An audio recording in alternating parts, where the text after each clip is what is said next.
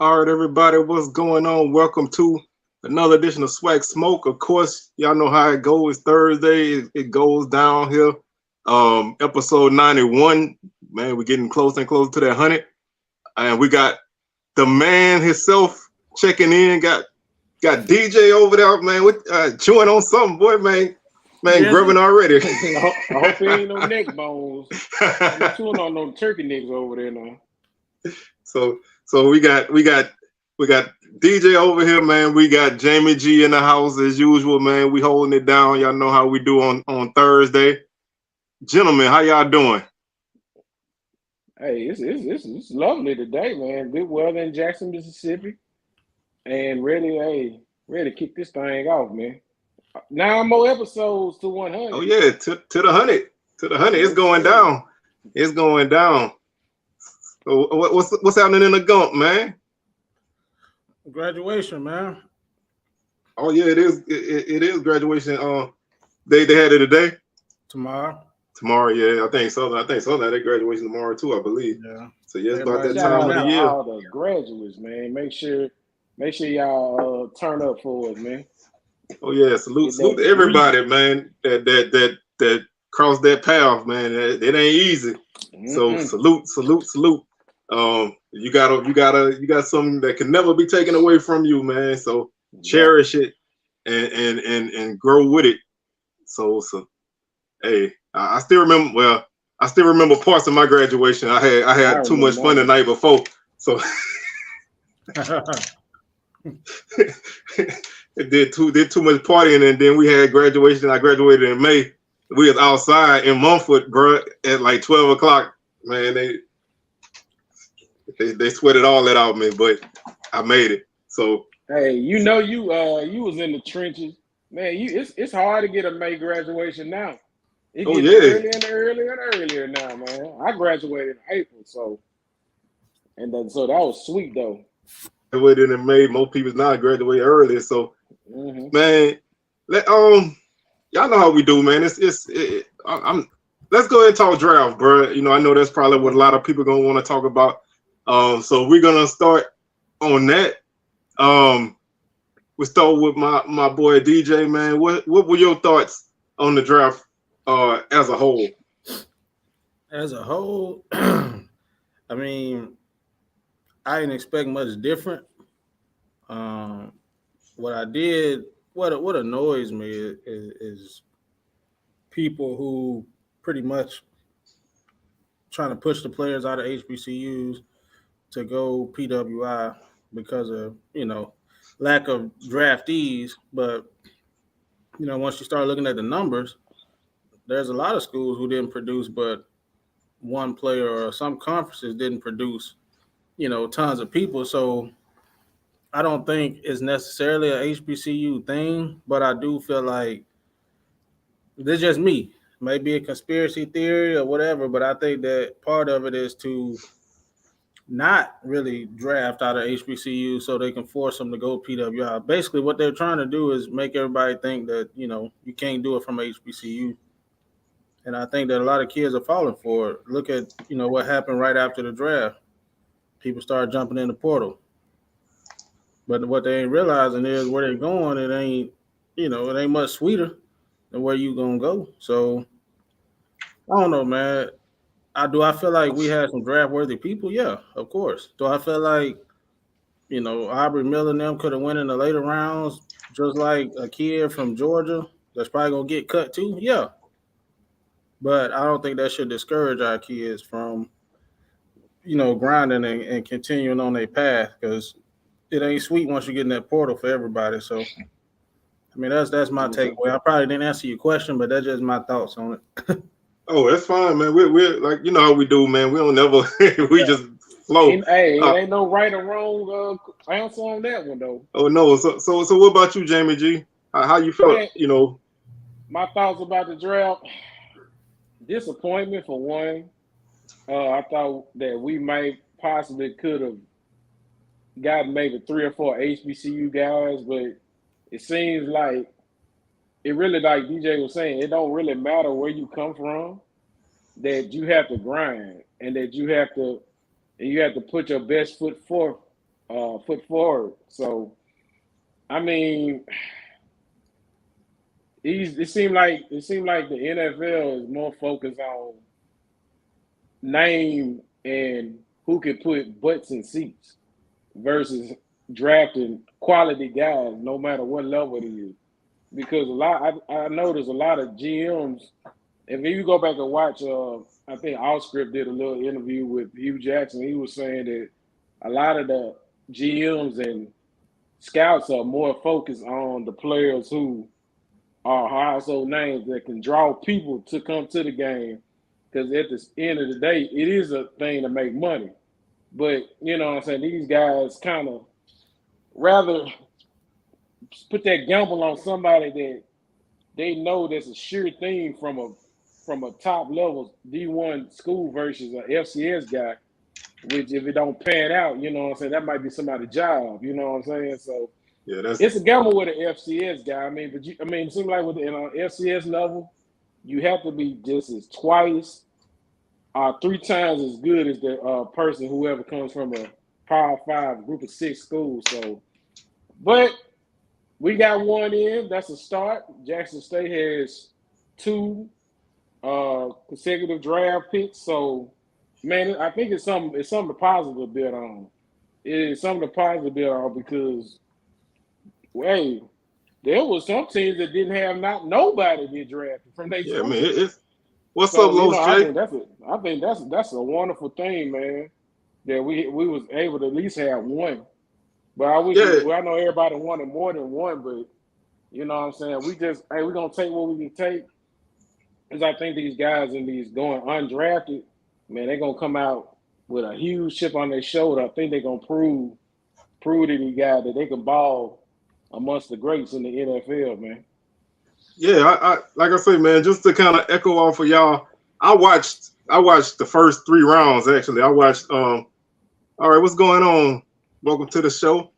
I watched the first 3 rounds in whole. So I noticed this is the first year I think they said in the modern draft era that the first round was all Power 5 guys. There were no G5 guys, no FCS guys, no nothing.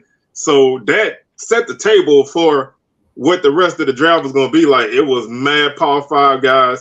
And the one thing that really gets to me when it comes to drafting is when you draft a guy and you know his work ethic ain't up to par, you know, to me, when you take a reach on a guy and you know already that he got flaws that are very bad flaws, that tells me that you drafting either the name of the guy or the name of the school that he came from. And you know, that to me, that's one of those things that irks me as we get later into the draft. You know, when you start to see guys come off the board, you know, who didn't really put up great numbers, but you know, they were from bigger schools. So like you said, Jimmy G, a guy coming from the SWAC got to put up crazy numbers, number one. But it's still not a guarantee because I know I don't know if y'all saw this, but Blue, shout out to Blue. He said that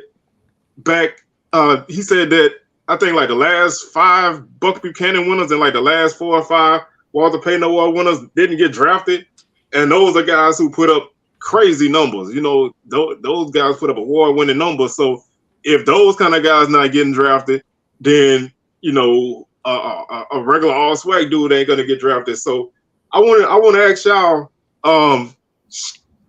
this is I like to play devil's advocate sometimes. Do y'all think that this is part of losing, not getting as many guys drafted? Do y'all think that's part of the prime effect with him leaving? I know y'all don't like to talk about prime, but in this aspect, it plays into the question. Do y'all think that's, do y'all think that had an effect on it? Did nobody get drafted last year, did they? But one? How many? No, we had 3 out the SWAC last year. Yeah, 3 had not Land, but the tackle for Southern, he got drafted. Tyra Carter. And Josh Williams from Fayetteville State. Was it Fayetteville State? And Kobe Durant and James Houston. and James Houston. So you had 2 in the SWAC. Two SWAC guys, 4 HBCU guys overall. Yeah. It could be, but I think that the prime effect, it can go both ways. Prime effect of, when he did get more people to go to HBCUs, it could have been like, okay, we're gonna show y'all that this ain't where you need to go. So the next year we not gonna pick up nobody. So, with the Chiefs. Yeah, with the Chiefs, played a lot. He got a lot of playing time late in the season. Made some big players for that team. The talent just wasn't there this year. Some people feel like that.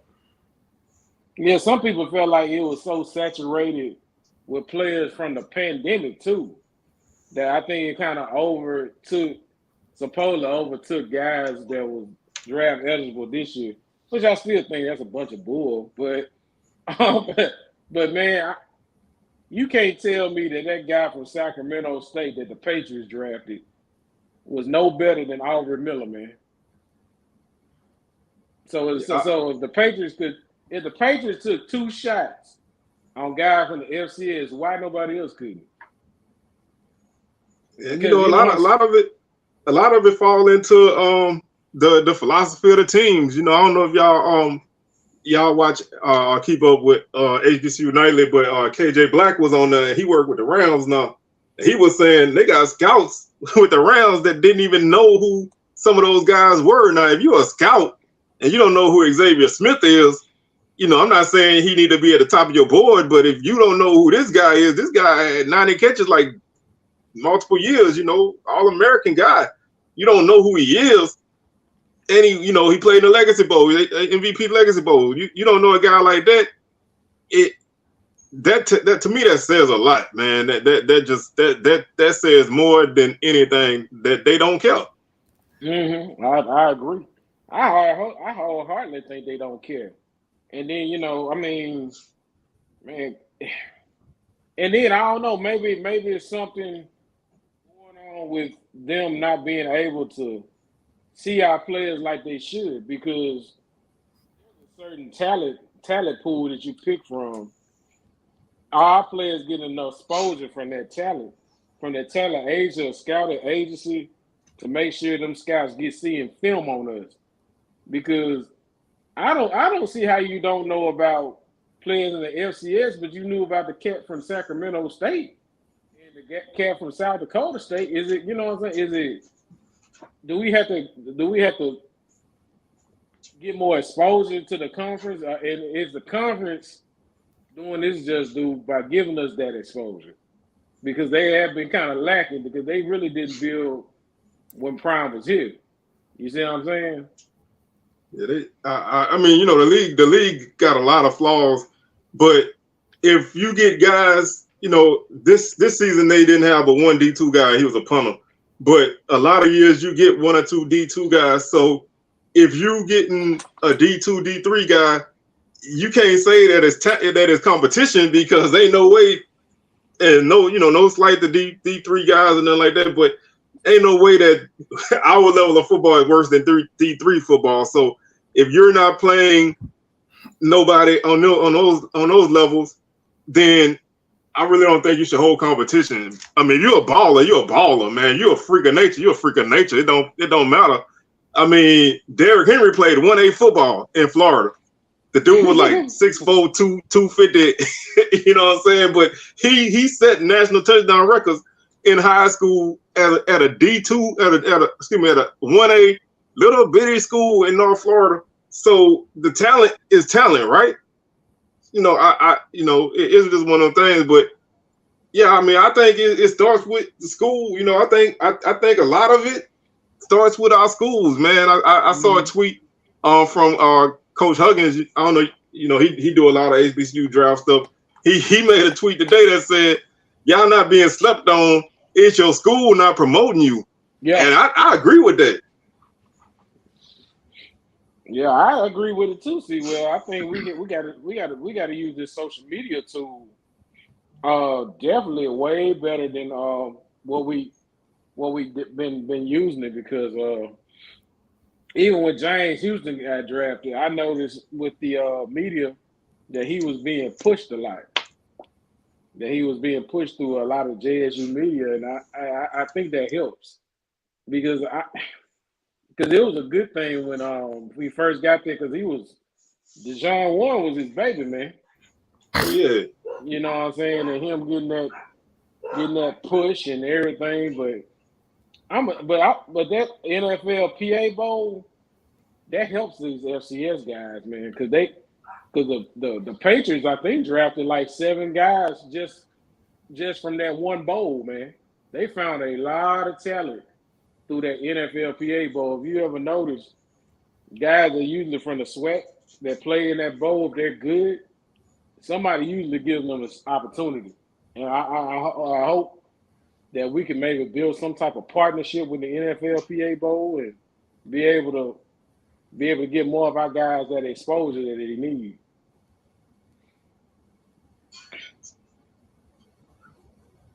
CFL draft was last night, and they drafted a guy from Delaware State. I tried to keep up with that draft, but they got so many crazy rules in their draft, so I can't keep up. Yeah, but American guys and all that. Yeah, stuff. You know, you can only draft so many American dudes. You know what I mean?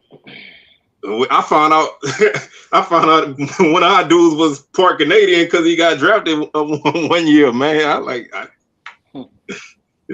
so it's like, you know, you find out them kind of things, but I still think. Oh, go ahead. Do you see a lot of Eastern Washington stuff being pushed?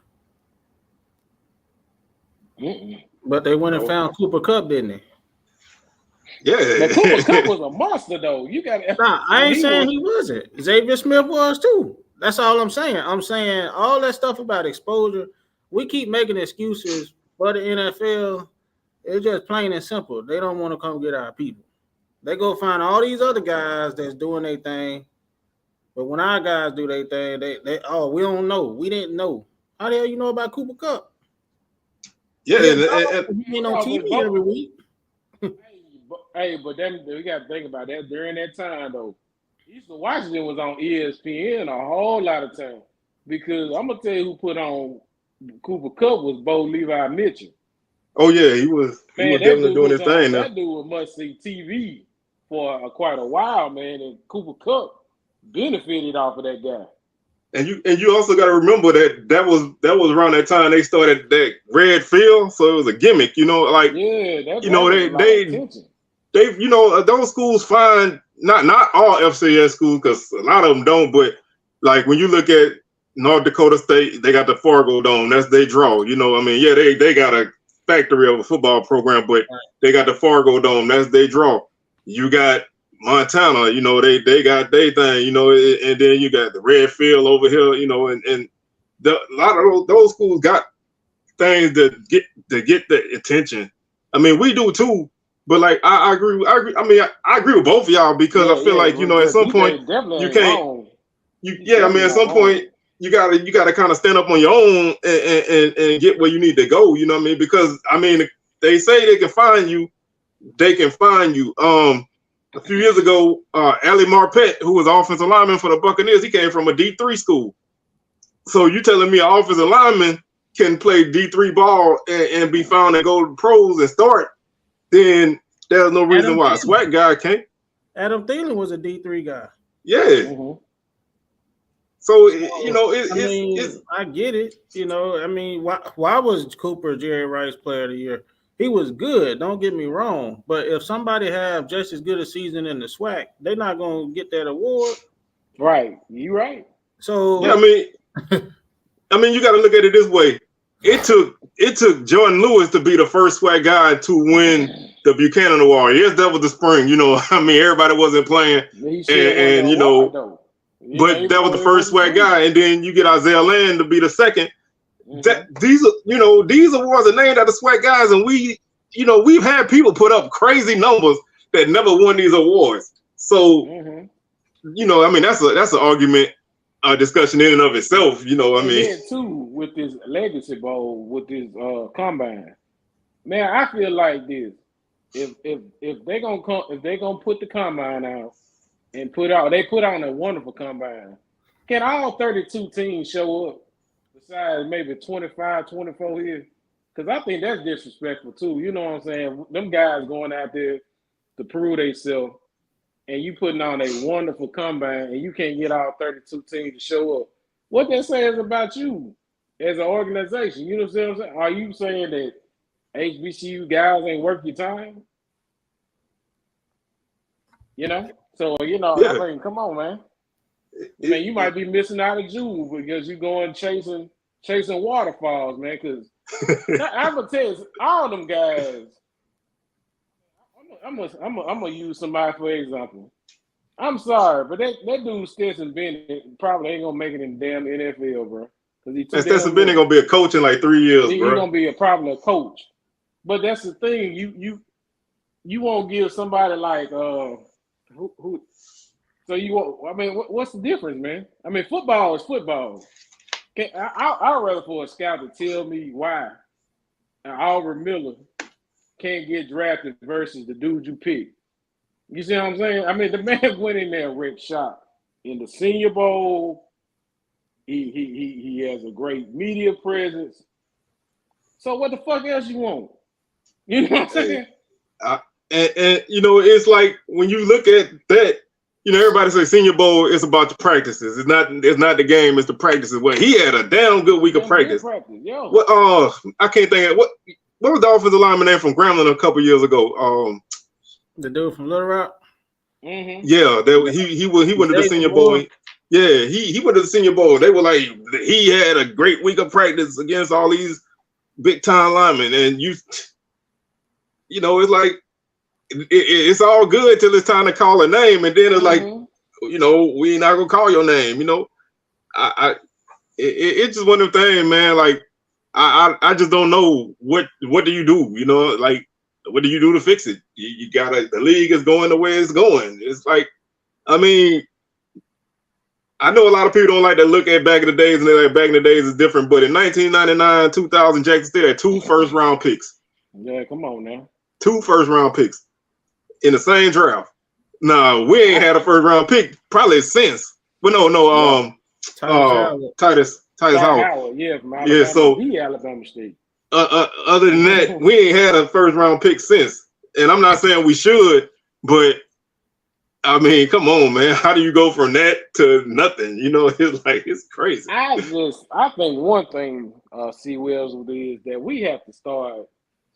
If we could play guys, teams that's either lower level, Sunbelt, or you know what I'm saying, our top level FCS competition, and start beating these guys, I think that would kind of help.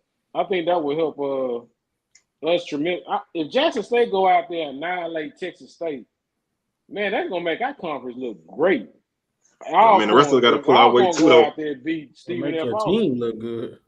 Man, that's gonna, you know what I'm saying? Go out there and because they almost had the opportunity to beat Stephen F. Austin. That was a top 25 team at that time. You know what I'm saying? I think we got to start winning these games, man. Yeah, I mean, we got to find better exposure. What's happening? What's happening? HBCU band talk. Yes, sir. All right, welcome to the show. But you know, hey, let's transition away from the draft to that. You know, I mean, what's up, D? Mr. Edwin Moore, y'all in the house. Dallas in the house. What's happening, man? Hell, Wildcats. Oh, you just the person we need. we need some intel. What's going on in Daytona, man? We need to. It's mighty quiet out there. But I know this. You know, this is a topic that we bat around a lot. But you know, I was listening to Doc Holliday last night, and they got crazy on this topic about scheduling. I mean, you know, we've all scheduled, you know, FCS teams. Everybody play, you know, money games or whatever. You know, to me, I guess I asked y'all, what would be your perfect non-conference schedule? Like, you know, you don't have to name a team, but you know, is it no FBS games, you know, region, you know, like that? What? how we were chopping up about USM and Jackson State. I think USM and Jackson State need to have some series of games. And I know the fact is the USM ain't gonna want to come to Jackson. That's gonna be one of the problems. But I think Jackson State and USM need to start some form of a series. And also, and then I think we need like Jackson State to win a couple of these series because I feel like if Jackson State played last year, I feel like we win. You know what I'm saying? But I think we need to find some regional opponents that's close, like JSU Southeastern, opponent like Sanford, man. Austin P, like Valley played Austin P. I thought that was a great way to show your level of competition. Because even if you think about it, there's a lot of guys that were getting drafted out of Tennessee State.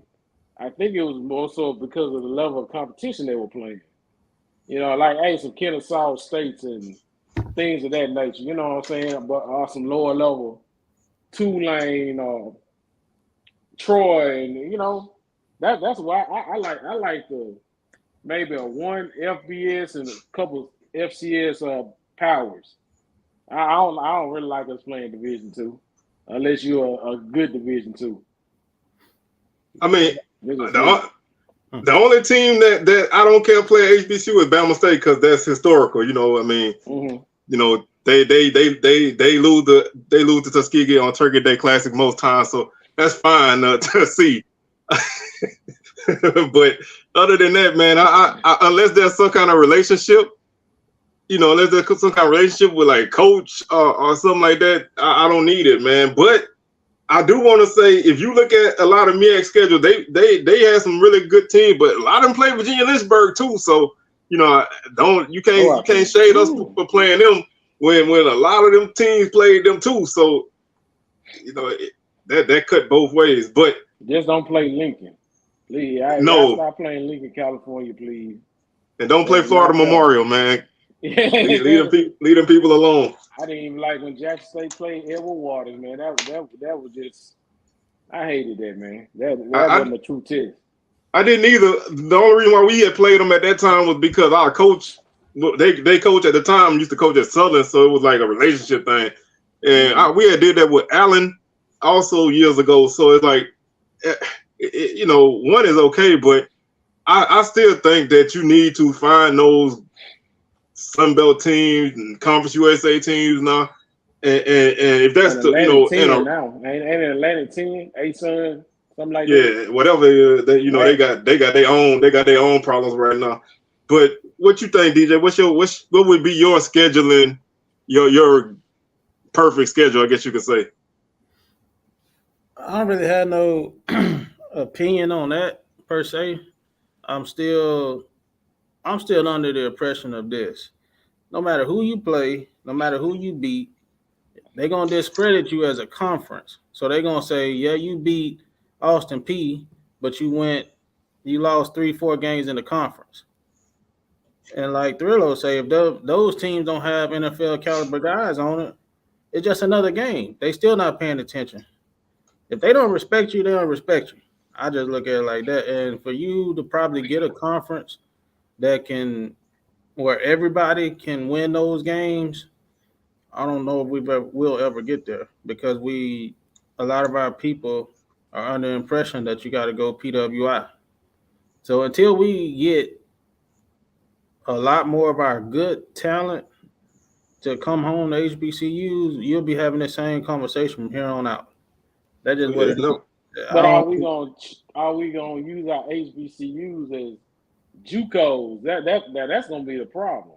Yeah, I mean, like when I say come home, I mean like come home, stay, rep it, push it. It takes all of us. You got a lot of us that are bigger fans of PWIs than HBCU. So I think until all of that change again, I think we having those same conversations. Like I've been seeing people on SWAC board, Light on Sports, arguing about, North Texas got better facilities than FAMU. So that kid that transferred out of FAMU, he should go there because they got better facilities. So my question to y'all is, first of all, what are you considering facilities? Are you considering like a weight room, a football field? What constitutes facilities to you? And then I'll go after that. Well, they to me, but most of them folks probably can't even tell you that. Yeah, They I think running their mouth. You know what I'm saying? if you're looking at the average social media person, when they say facilities, they just probably talk about stadium. You know, they don't know nothing about, you know, training tables and weight rooms and none of that kind of stuff. You know, rehab stuff. You know, hell, they don't even know. To me, when you say facilities, I think all aspects of an athletic department, that all arenas, all behind the scene things.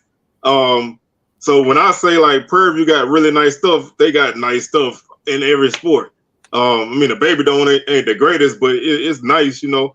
But to say some of them places, and I've been to some of them places, man. Like, I think a lot of time people will put that on a school because it's a PWI. Like, I've been to Northwestern State. Their stadium ain't that great. None of their facilities are that great. Nickel State, their facilities is garbage. I mean, Southeastern playing an 8,000 seat stadium. It might be 10 now, but they play in a small stadium, man. They don't have what you think they got. I mean, Indiana State got a one-sided stadium, right? Like, but people will see the name and think that is better, you know? Like, I guess where I'm going with it was sort of what this guy's talking about. But does the facility make the player, or do the player make the facility? Come on now. And I'm speaking from personal experience. When I got to high school, we were the first in our area, probably in Southeast Arkansas, to have $1 million indoor facility. That's when, you know, high schools first started transitioning. Man, went 1-9 2 years in a row. Had the best facilities, but wherever you go, a bar gonna be 45 pounds. You know what I'm saying? You're gonna have the same plate, same everything. It might be old and rusted over here. It may be new and shiny over here, but that weight the same. That heel that I run, that's the same heel. It don't matter. Yeah, that don't change. At LSU or Southern. So me working now, if you want to go towards training tables and nutrition, that which ain't got nothing to do with facilities. Yeah, that's a whole nother. So now when it comes to that, I'm a big believer in that. That makes a big difference. But you just talking about facilities itself, that don't make me better. I have to go in there and want to get better. Just because that shit nice don't make me any better if I don't put it in. That don't decrease your 40 time. That jumbotron ain't gonna give you 3 touchdowns, man. You know, I mean, like you said, kind of like, you know, what you said with your school, DJ. My school is an inner city school, man. We barely got a school board that worked most Friday nights. We were the only school in our district that didn't have a turf field. Number one, every other team in our district were from areas that had money. They all had jumbotrons, man. They all had turf fields. They all had, you know, nice locker room areas, and we had nothing. The visiting team had to stand behind the goalpost at halftime because we got visitor locker room. So we still made our way through that district multiple years, and in basketball, man, we ran through them schools with a gym that leaks sometimes. So, like you said, the actual buildings and all that stuff, man. That's not why teams win. You know, teams win because of guys. You know, it's not it's not the how do you say it? It's not the X's and O's, it's the Jimmys and Joes, man. It's you know, sometimes I mean, now that can get you guys if people like flash, but you know, it don't always work. It doesn't make them. Those guys are who they are. Oh yeah, they're gonna be that same guy just on the field, like you say, not looking at, you know, the nutrition and all that stuff, but talent. That same guy, if he went to Pine Bluff, he still got talent. You don't lose talent because you go to a smaller school. Whether you go to Arkansas or Pine Bluff, if you got talent, you got talent. You don't lose talent because you go to Pine Bluff. You still a talented dude. It's just what you're surrounded with, you know. You got coaches and you got other things that affect their environment or, you know, make a difference in, you know, talent. I get C. Wells, he's a 5-star. You know what I'm saying? And he goes to Pine Bluff instead of going to, you know, Alabama. So if I have incompetent coaches at Pine Bluff that can't develop C Wells and bring the best out of him, it has nothing to do with the facilities. It has to do That's the with coaching. I bet you And 100%. yeah, But so I feel like 100% that some of these NFL teams too, y'all, is putting money into these bigger programs. You can't tell me that the Jacksonville Jaguars ain't got some tied in with the University of Florida. Man, it's all I mean, that is relationships matter in sports, bro. You know, it may. I mean, if you look at the Houston Texans, man, they gave TSU some stuff, so it you probably get more from a certain spot than being somewhere else. But it's all. I mean, relationships matter, bro, and that's one of the things that I think a lot of people don't get or don't care about. That's what gets you in all doors in sports, man. Is having somebody that can vouch for you. If you look at, I don't know what kind of power Doug Williams got right now, but when Doug was a little bit more connected in the NFL, he always made sure that he didn't really get guys drafted, but he always made sure them guys had good homes to go to when they made the league. He vouched for dudes. He did. You need more people like that in those rooms, man. You need, and not just people that look like us. Yeah. You got to be in the room where it happened, man. Like you got to know what's going on.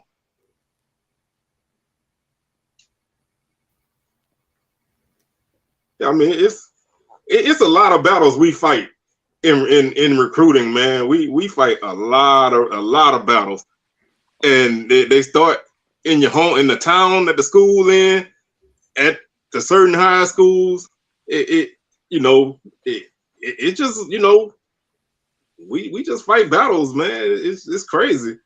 I think what that comment that just came up, where he was talking about, all that stuff is based on perception.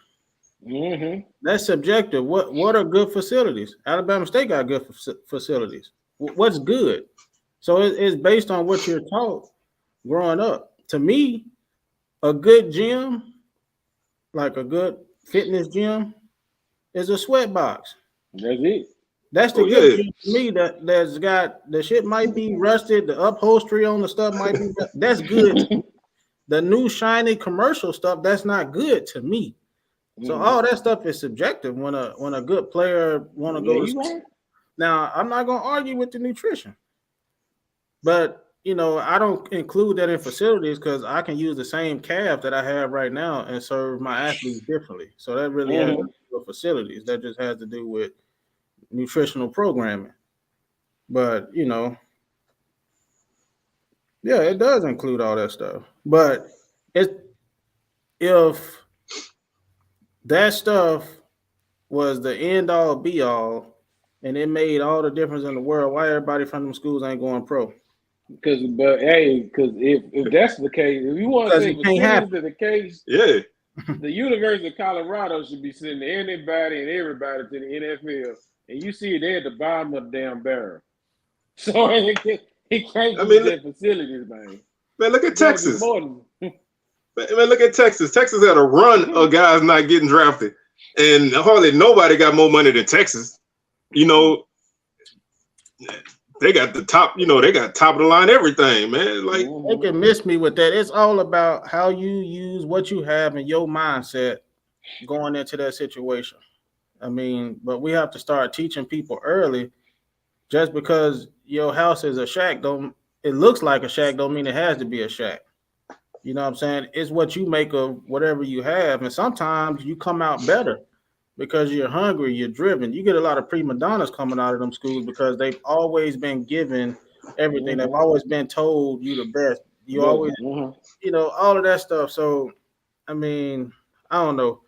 I just don't agree 100% with all of that stuff. That stuff really, who make Alabama? Alabama or the players? The players. You know what I'm saying? They all left and went somewhere else. All them facilities can't go out there and score shit. Can't do nothing. Nope. Yep. Yep. I mean, it's one of those things that you look at.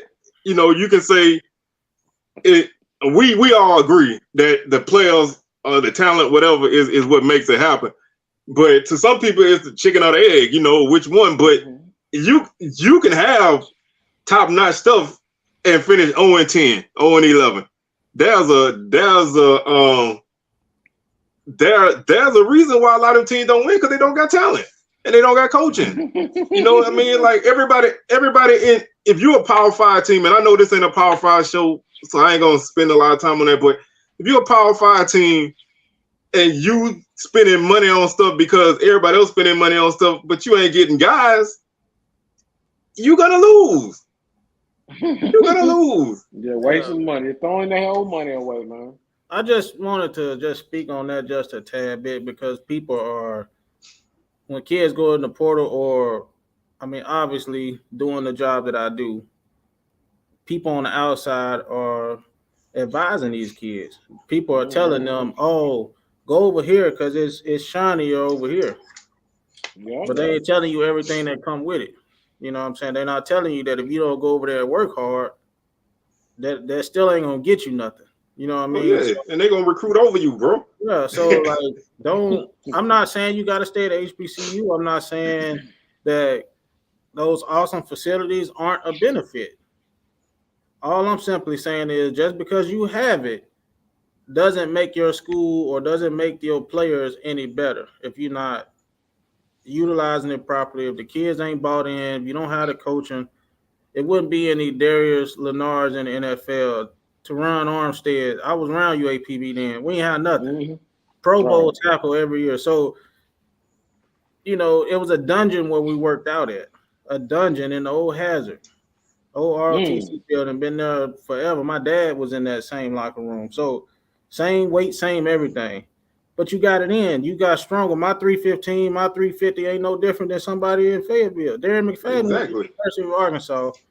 Got in the combine, only bench press 225, maybe 7 times, no more than 11 or something like that. You've been in a Power 5 program for 3-4 years, and that's all you can do. Yeah, that ain't good. Like, so all of that stuff there don't mean nothing to me because I can outlift and I could do a lot more than a lot of those guys have been on programs, you know, of course, when I was their age for all them years because I put in work. Yeah, I mean, at the end of the day, you got to work. You know, I mean, you got to do it no matter where you at.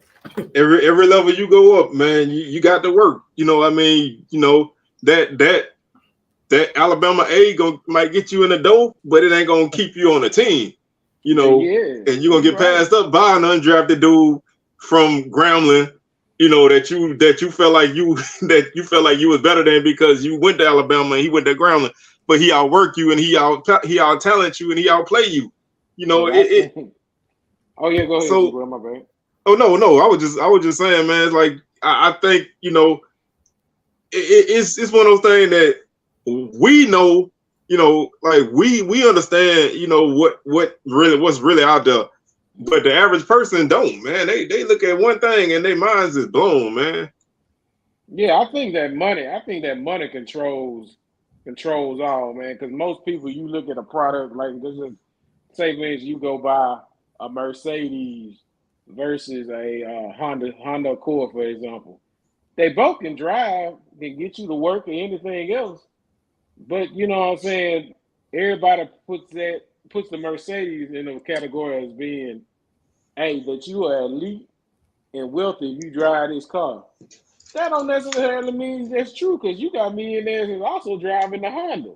You see what I'm saying? So like, and then you also got to look at, you know, if something happened to that expensive car, man, it ain't a simple fix.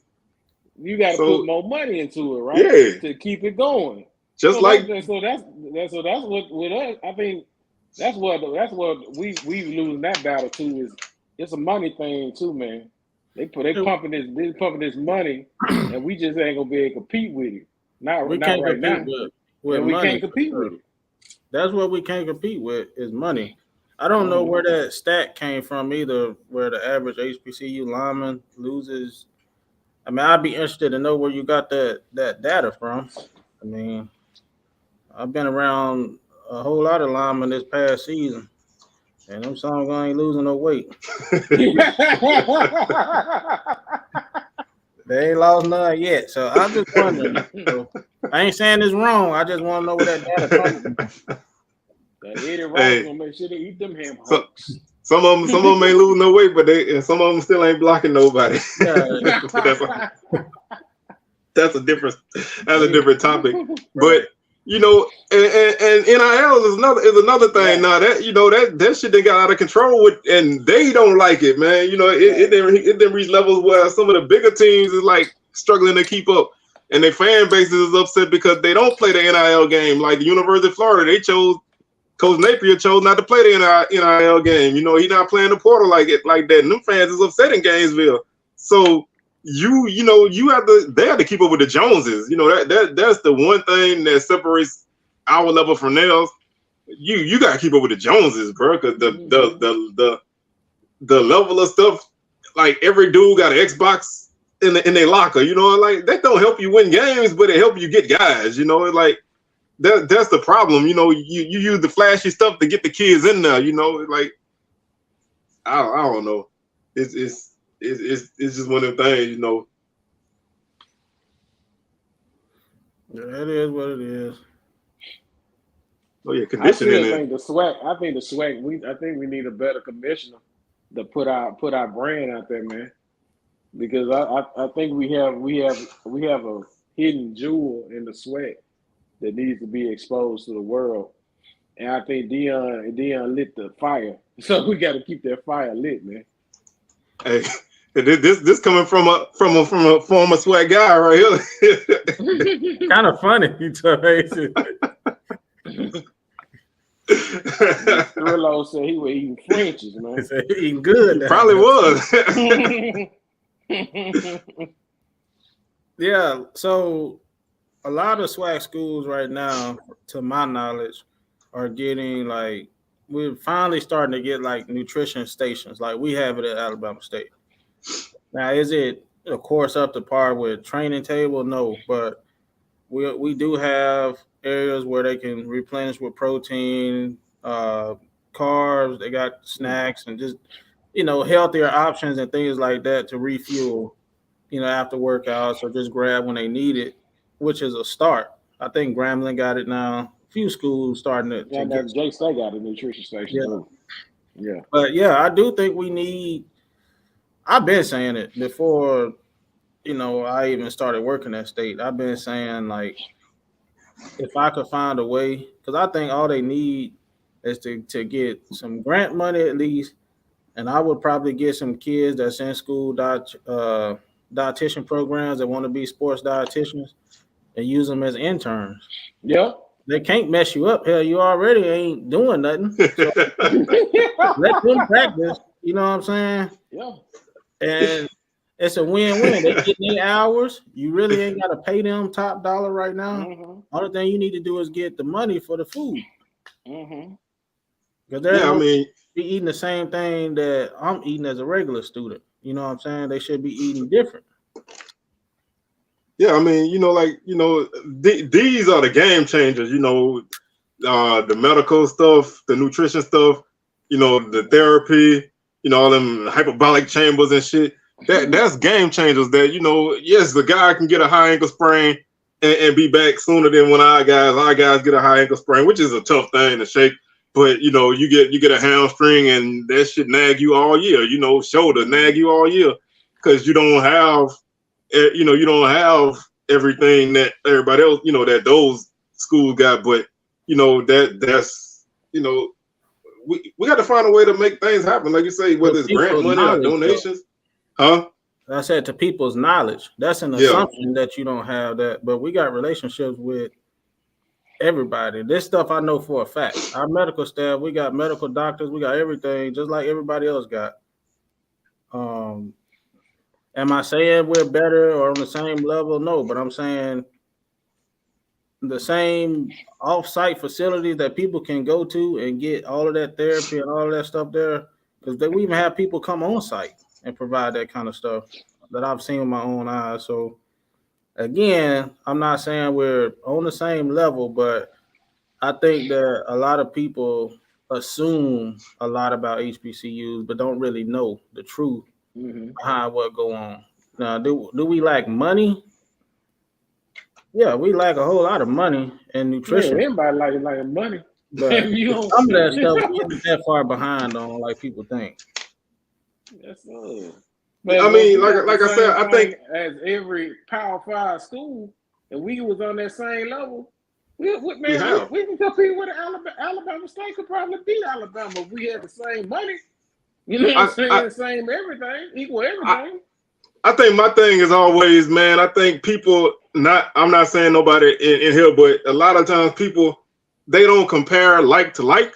You know what I mean? They compare us to, for whatever reason, they compare us to Power 5. I mean, if you go FCS to FCS, bro, we got stuff, like I said before, we got stuff better than most of these schools already.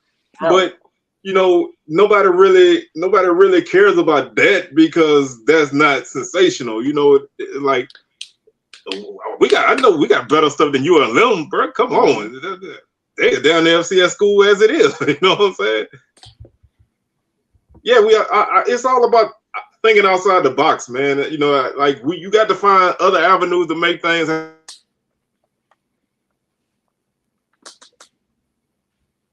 Something to get you there. Like, you know, like I was saying earlier about Eastern Washington with their red field. That was their little hook. Then you look up and Central Arkansas got a purple and gray field because they think that's what, you know, they think that's what it takes, you know. It's you just got to have things. I mean, look at Boise State, man. They parlayed that blue field into a damn good program. But that wasn't why they got those guys. They got those guys because they was winning. But, you know, that's the little flash that get people attention, you know. I think we gotta stop trying to be like everybody else.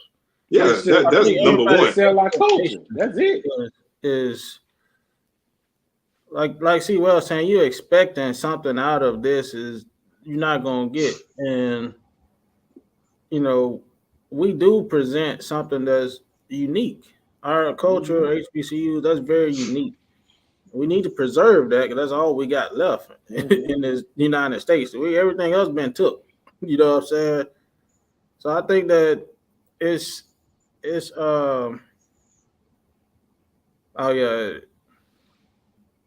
New World, yeah, I can respect that. But yeah, I think we have to fall back in love with what we have and start at each institution and make them some of the biggest issues is not even sports related with people transferring from our institution.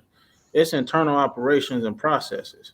Oh yeah, that's a big thing. Everybody want to focus on the sports, but we got to heal and attract from inside out.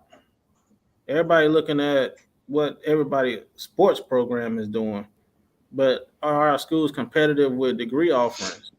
Are we competitive with getting you your refund on time? Oh, those are yes, indeed. Right there. Make difference. It's not necessarily that helps recruiting, or can hurt recruiting. Those are more serious things. If a kid want to come to your school and major in nursing, you don't offer nursing, well, that takes not coming right there.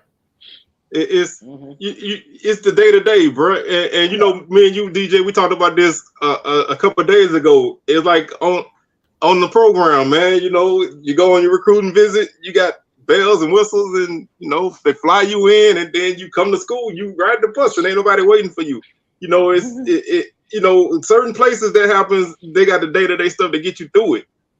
It happens somewhere else, and you gotta go to school in Baton Rouge, which it's a decent city, but you know you gotta go to Southern, and everything ain't all gravy. You don't get your money on time. You don't get this. You can't get answers for what you need. That kind of stuff is what turn people away. You know, like you say, it's not just the sports, because people go anywhere and play sports. Yeah.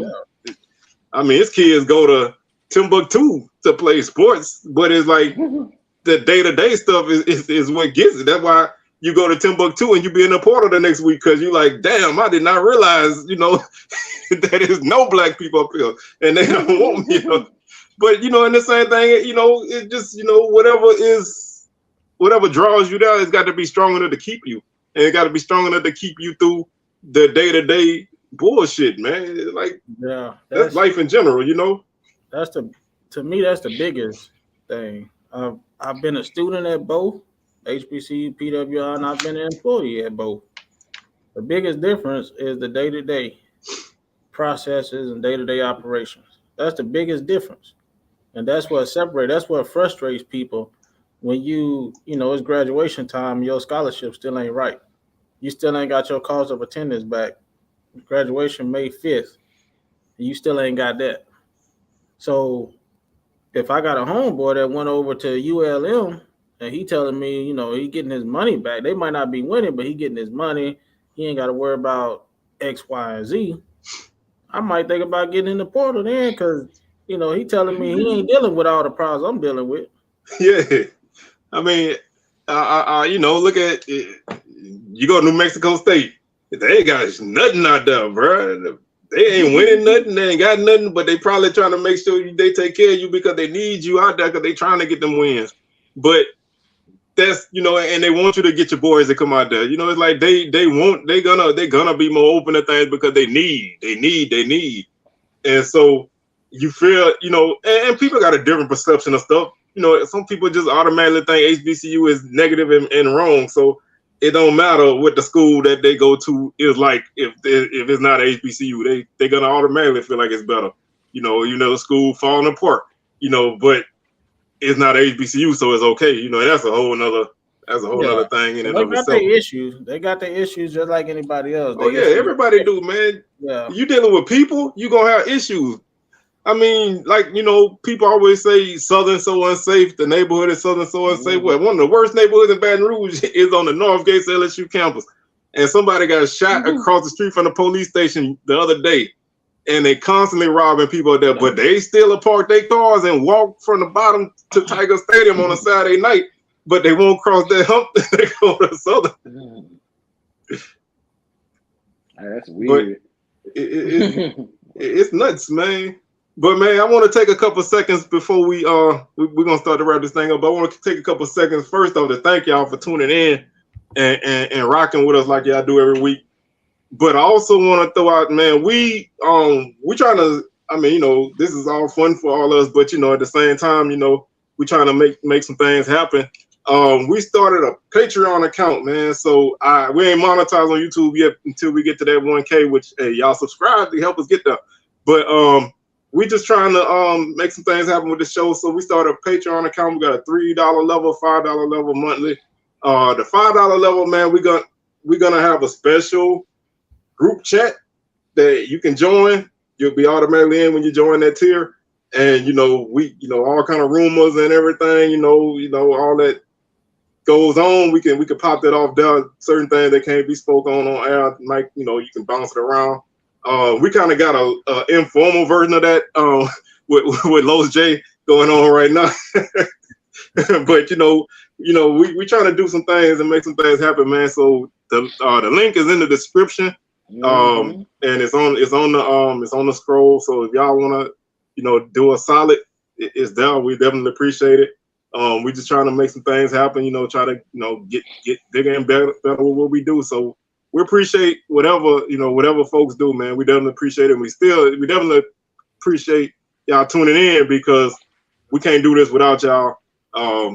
It's no fun doing this with like two people. So 2 people watching. So man, we definitely thank y'all for being in this.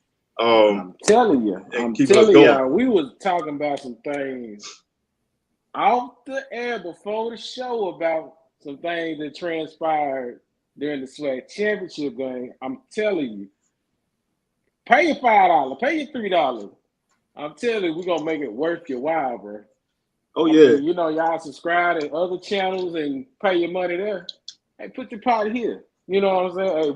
Hey, we got some info now, bro. I mean, we working over here, man. We got some stuff. Oh man, yeah. Let's touch this real quick, man. APR. I'm quite sure you seen it, DJ. You seen the I seen the numbers. Too. Grambling was leading number. I know Grambling was leading the conference, and I think Alcorn was in the hot second, and JSU was like third. Yeah, Southern was right in the mix. I think Bethune was at the bottom though. I think Bethune was at the bottom of the. I think Bethune to Florida A&M. I don't know. I think they're getting guys that ain't getting their lesson, man.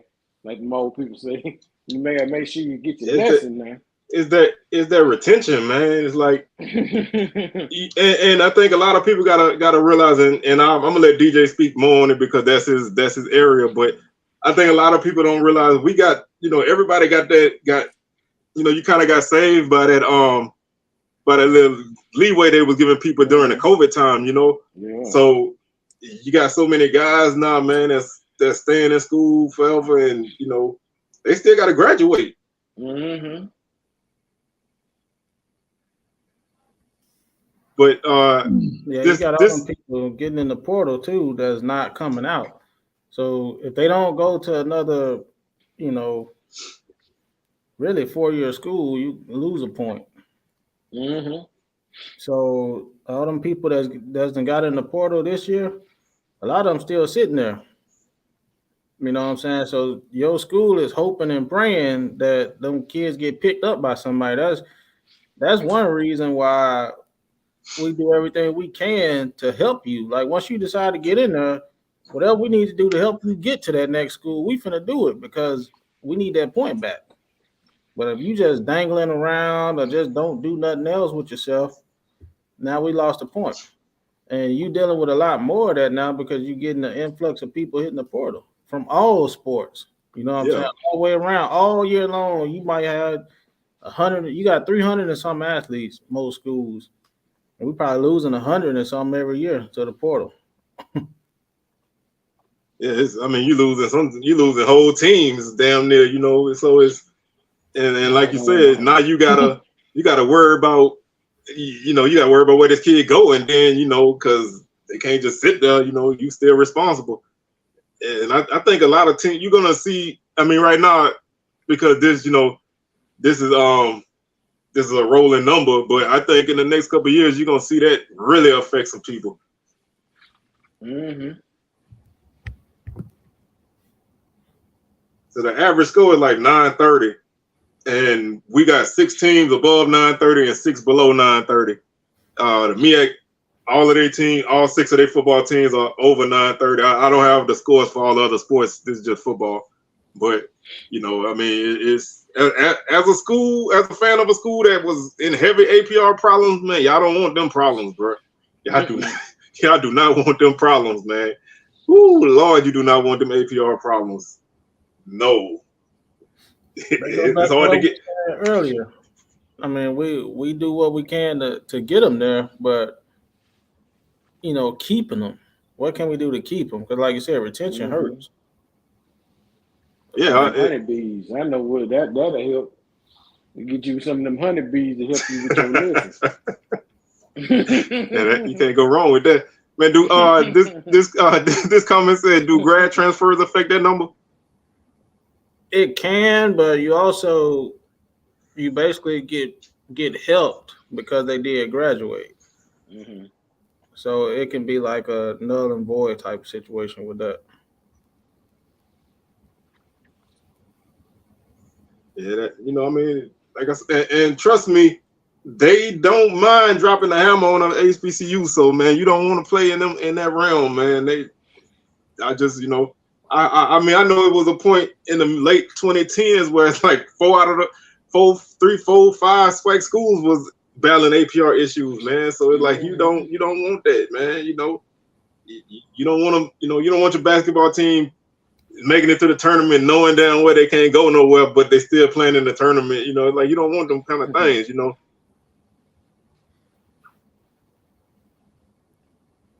And you finish it first, and you ruining everybody else's season. You don't want them problems, man. So, it's just one of them. This is something that definitely is a thing that we got to battle because we're not staffed like everybody else, Hey, I think who was it asked earlier about the nutrition thing, Lawrence. So, do y'all think the commissioner could come out and start pushing the narrative that we, try to find partnerships or partner with Tyson Chicken and Walmart or somebody to say, hey, we need food, you know what I'm saying? Or wherever, do you think it should start from up there? Or what do you think the campaign for us getting those things should start? Yeah, I think it should start at the top, because if you're gonna run around here saying that our league is a super conference, then you need to make sure that we are, man, because that's your job. You run around here saying this and that, and you're not doing the work that equals that. That reflects on all of us. All 13 of us and him. That reflects bad, man. So I'm not saying you have to do all the work, but like you said, man, you got to, maybe you could start them partnerships first, and build them relationships, and then, put the schools in the position to make those moves they want. And I still think that they really, I know I know he's trying to get that little ESPN money, but what is it, HBCU League Pass, I think it is, that Groundler got to deal with and FAMU had to deal with. Mm-hmm. You need to push more people to make deals like that, because those people is putting money in them programs, man. Them people putting mad money in Groundler programs. So why would you not want something that would help your schools, and then all the other money could be icing on the cake? It just, I mean, we ain't had the best of commissioners ever. So I think that they should be tired of everybody that got a show or Twitter throwing stones at them, and they should be. It's like, at a certain point, don't you get tired of somebody talking about you, and you be like, damn, I got to do something about this, bro. I can't block everybody.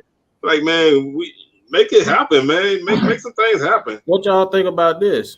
The commissioner and his people, whoever, try to get a round table with Strahan, Armstead, Titus Howard, Donald Driver, Barry Rice. All these guys are still living. Alumni got to give money too, but I want to start up top. Not saying that they got to give all their money out to do it, but help us get the word out. You know what I'm saying? They got 1 million people looking at they post instantly. Yeah. And when they endorse something, people jump on board. So they come together and say, hey, this is where we at.